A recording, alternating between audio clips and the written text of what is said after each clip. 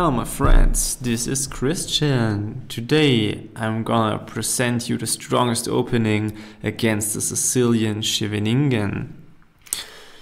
The name of the system is the Keres attack. This is really a modern and popular choice by very high rated players, and one of the main reasons why the Sicilian Scheveningen is not really often played at the highest levels. And that makes it more exciting, and in this video I will show you the funny ways, the aggressive ways to play the Keres attack. And this starts with the move pawn to e4, c5, knight to f3, d6, d4, c takes d4, knight takes d4, knight to f6, and knight to c3, and e6. And after the e6 move, we reached the main position of Sicilian Scheveningen. And now you have few choices which variation you can play with white. For example, bishop to c4. This is a Fischer-Sozin attack. Then you can play bishop to e3. This is the English attack. Then you can play the Tal variation with f4. This is all playable, but I think it exists a stronger system. And at first, the classical variation, which goes like bishop to e2, then castle, then f4, g4, queen goes later on to e1 and to h4. And you're going to crush your opponent at the king side. This is the classical variation, but all in all, I think there is one strongest system, and this is the Keres attack. And the Keres attack arises after the move pawn to g4, and that's we're gonna look in this video, how you can crush your opponent really fast. At first, I will show you what can happen if your opponent allows you to push pawn to g5. And this is a big mistake from black. And now I will show you the reason. Because if you try some move like knight to c6, you can push pawn to g5. The knight is kicked away and has to retreat to d7. And then you can gain some space with pawn to h4 and increase your fast attack. And now, for example, the natural bishop to e7. And after bishop to e7, you have a really easy, comfortable game to go for a big advantage with white. And the easy moves you have to play is just bishop here later on, or simply immediately. You play f4, queen here, castle, and then simply push these pawns and go for a checkmate on the king side. It is a really easy plan which you can remember in this opening, and I will show you one of my own games, which is a really funny game, I think. And for example, you can use this trick in the Sicilian opening with white. And the trick arises after the move bishop to e3, then castle on the king side. Then you just played pawn to f4 immediately. My opponent tries to go for some counter attacks.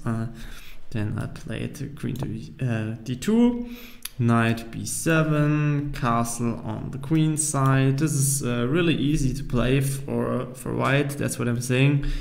And for example, he takes the pawn, but then I played bishop to g2. So I will get this pawn back with some tempo. And for example, bishop to d7. That's what happened in the game. I just grabbed the pawn on e4. And then, for example, comes the rook to c8. And now the trap is gonna work. Because after the move queen to e2, queen goes to this dangerous diagonal.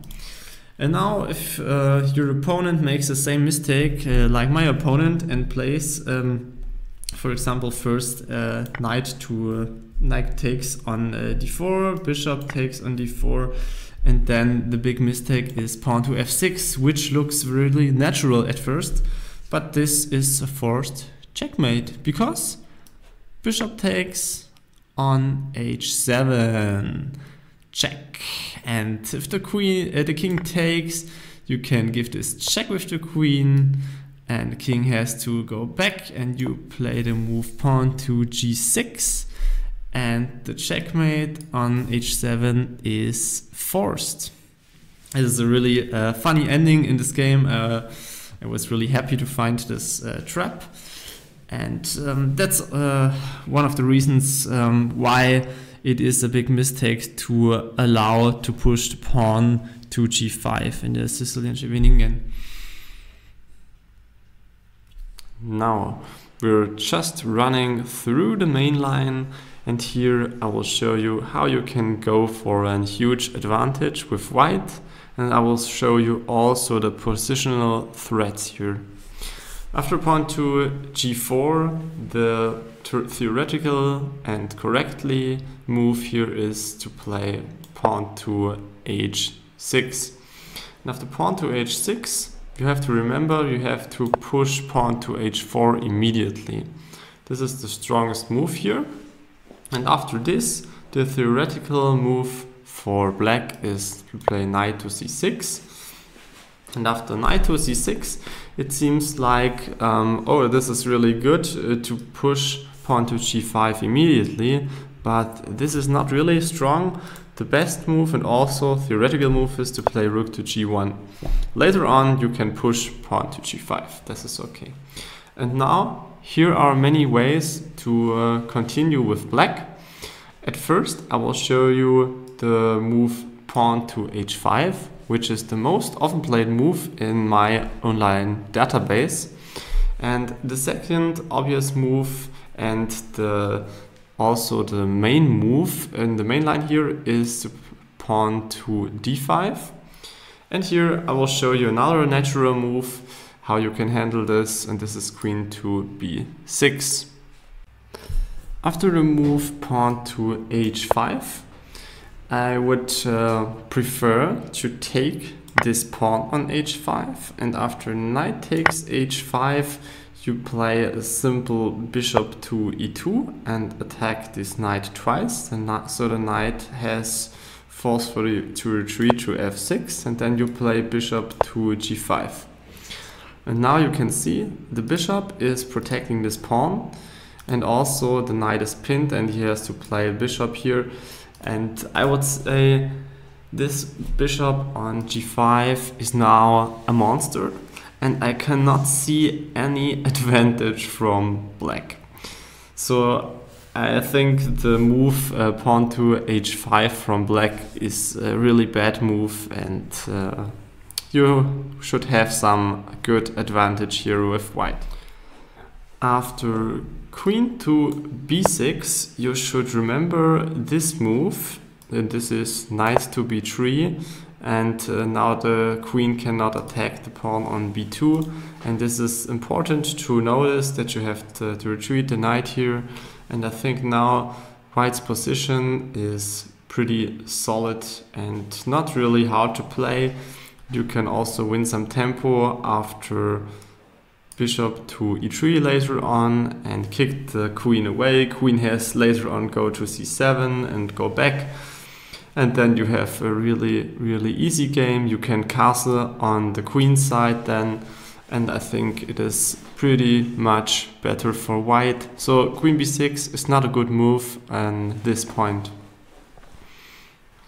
Before we're gonna have a look at the main line, pawn to d5, I want to mention that bishop on e7 now is a really bad move, because I only want to show you a very short example. Bishop to e7, then you can push pawn to g5 immediately, and after pawn takes, knight to d7, you have this positional threat, and this is pawn to g6. And if you want, you can analyze this by your own, and you will see how bad black's position is now. Okay, that's only by the way. And now we're going through the pawn to d5 main line. Now, let's go for the main line. And this arises after pawn to d5.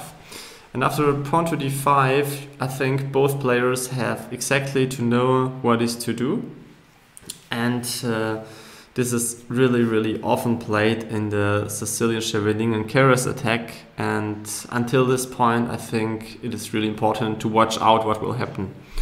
After d5, with white, you should take this pawn. Knight takes, then knight takes, queen takes. And this is all standard theory. And at this point, the main move and also the best move is to play bishop to g2. And this sets a little threat because the queen is attacked and has to move somewhere. And perhaps in some blitz games or like this, your opponent will come to mind that he grabbed his knight. But this is just losing because after bishop takes on c6, with check and the queen is hanging. So there's a little threat which exists here. After bishop to g2, the best move for black is to play queen to e5 with a check. And then we have to block it with bishop to e3. And then the main move in the main line here is bishop to d7. And in this position, you can set a positional advantage. And this is why the careless attack is so good. Because you can give your opponent a double pawn after knight takes on c6, bishop takes on c6, bishop takes and pawn takes. Black has these two double pawns on the queen side, and this should be the weakness in the endgame. Why white has very good winning chances in the careless attack. Okay, after this, I would say here is a positional, very strong move. And you can play this against every opponent, and you should play this against every opponent, I think. And the move is queen to d4. This is a very strong positional move, and the best way to defend this with black is to play queen to a5 with check. Then you block this check with the move c3. And after rook to d8, queen goes to c4 and is attacking the c6 pawn. So this has to be defended. The main move is queen to c7, and after this I think it is really important. It's not really natural. Natural, I think, is the move king to e2, but the theoretical move, and I think you should play this move, and this is rook to d1. And after this, your opponent plays bishop to e7. Then I would prefer to take this rook. And after bishop takes, you can push pawn to g5. And after this, perhaps he takes, then pawn takes. And if you look at this end position in this video here, this is about +1, +1.8. Computer is about so and so. And I think white has a winning chance here, because this weakened pawns on the queen side, and I would say the position is really calm, but it is playable for both sides. And this happens after black plays for 100% correctly.